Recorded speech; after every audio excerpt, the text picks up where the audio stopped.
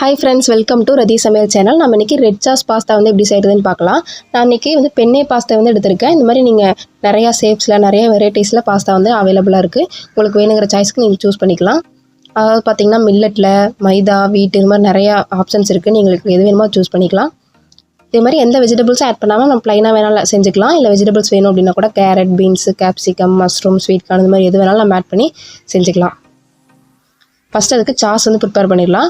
அதுக்கு நான் இன்றைக்கி 3 தக்காளி எடுத்திருக்கேன். தக்காளி இந்த மாதிரி பேக் சைடு திருப்பிட்டு ப்ளஸ் சேஃப்க்கு நம்ம வந்து இந்த மாதிரி கட் பண்ணிக்கலாம். இந்த மாதிரி 3 தக்காளியுமே கட் பண்ணிவிட்டு நம்ம சுடுதண்ணியில் வந்து ஆட் பண்ணிக்கலாம்.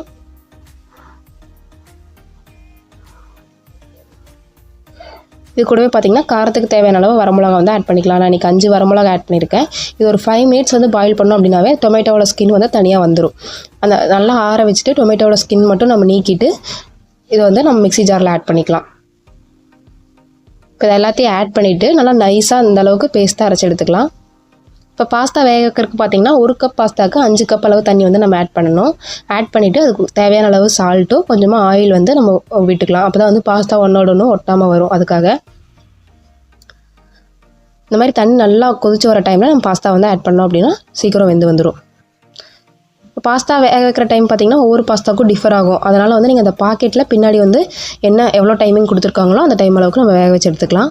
பாஸ்தா இந்த அளவுக்கு வெந்து வந்ததுக்கப்புறமா நம்ம இந்த மாதிரி ஃபில்டர் பண்ணிவிட்டு ஒரு டைம் கோல்டு வாட்டரில் அலசி வச்சுட்டோம் அப்படின்னா அதுக்கு மேலே அது குக் ஆகாது, அப்படியே இருக்கும். இப்போ இன்னொரு பேனில் கொஞ்சமாக ஆயில் சேர்த்துக்கலாம். ஆயில் சேர்த்துட்டு நான் இன்றைக்கி வந்து கார்லிக் வந்து ஒரு 5 எடுத்திருக்கேன். 5 வந்து இந்த மாதிரி நல்லா ஃபைனாக சாப் பண்ணி இதில் ஆட் பண்ணிக்கலாம். பேஸ்ட்டு சேர்க்குறத விட இந்த மாதிரி நல்லா பொடியாக கட் பண்ணி சேர்த்து பாருங்கள், டேஸ்ட்டாக நல்லாயிருக்கும். அது கூடவே பார்த்திங்கன்னா ஒரு பெரிய வெங்காயம் அதையும் நல்லா பொடியாக கட் பண்ணி வச்சுருக்கோம். அதையும் வந்து இதில் ஆட் பண்ணிக்கலாம். நீங்கள் ஏதாவது வெஜிடபிள்ஸ் ஆட் பண்ணுறீங்க அப்படின்னா இந்த டைமில் ஆட் பண்ணிக்கலாம். இது நல்லா வதங்கி வந்ததுக்கப்புறமா நம்ம நல்லா அரைச்சி வச்சுருக்கோம் இல்லையா பேஸ்ட்டு, இந்த தக்காளி, வரமிளகாய் அதெல்லாம் அந்த பேஸ்ட்டு வந்து இதில் ஆட் பண்ணிக்கலாம்.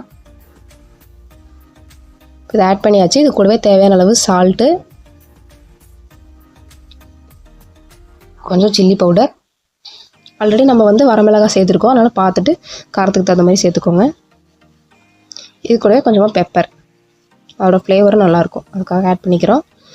ஆட் பண்ணி நல்லா ஒரு டைம் வந்து கலந்து விட்டுக்கலாம். இப்போ இந்த மசாலாவோட பச்சை ஸ்மெல் வந்து போகட்டும். போனதுக்கப்புறம் பார்த்திங்கன்னா நம்ம டொமேட்டோ கெச்சப் இருக்குது இல்லைங்களா, அது வந்து 2 டேபிள் ஸ்பூன் வந்து நான் இன்றைக்கி எடுத்திருக்கேன். அது கூட ஒரு 1/2 டேபிள் ஸ்பூன் அளவு சோயா சாஸ் இதையும் சேர்த்துட்டு நல்லா ஒரு டைம் கலந்து விட்டுடலாம். நல்லா ஒரு கொதி விட்டோம் அப்படின்னா நமக்கு ரெட் சாஸ் வந்து ரெடி. இப்போ இது கூட வேக வச்ச பாஸ்தா இருக்குது இல்லைங்களா, அதை வந்து ஆட் பண்ணி பொறுமையாக எல்லா இடத்துலையும் வந்து அந்த சாஸ் வந்து கலந்து வர அளவுக்கு கலக்கிக்கலாம்.